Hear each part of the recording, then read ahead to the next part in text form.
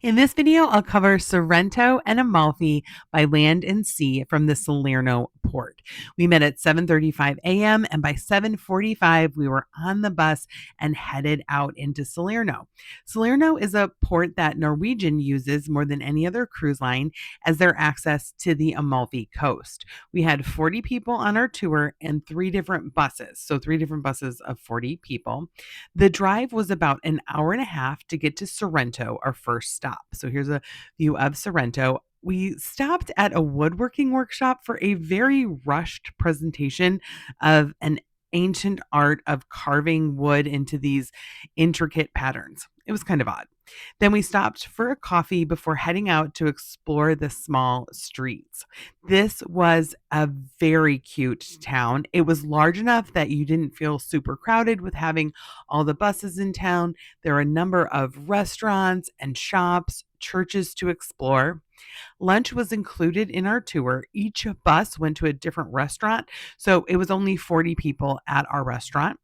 Wine and water were included. We started with some Italian bread, and then we had a handmade cannoli stuffed with spinach and ricotta, turkey with some melted cheese and cabbage, and then a lemon cake. This area is known for their lemon cakes. And then we set out to head back to Salerno.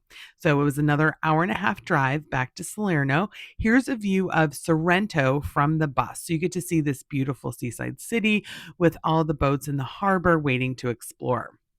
Back in Salerno, we boarded a boat to take us to Amalfi, the town of Amalfi. Here you can see Salerno from the sea. I do think the Amalfi Coast is best appreciated by the sea. I love as you sail by and see all the colorful buildings, all the different boats, the ancient architecture with the modern architecture on top of it. So you can see a lot of little stone bridges with modern day bridges on top of them. You can see how the city is developing. Lots of cranes were around, especially in the harbor area as they continue to develop. The other thing I love being able to see from the sea is these mountains and then how all these little towns are tucked right into the nooks and crannies of the valleys. There's different beaches and hotels along the way. This is Amalfi, the small town that we are going to pull in and explore. It has a very well-known cathedral, and it was very crowded. It was very hot and very crowded. We were there in July. So we got out of the old town and headed to one of the beach bars. I did find this really interesting statue that I thought was kind of fun.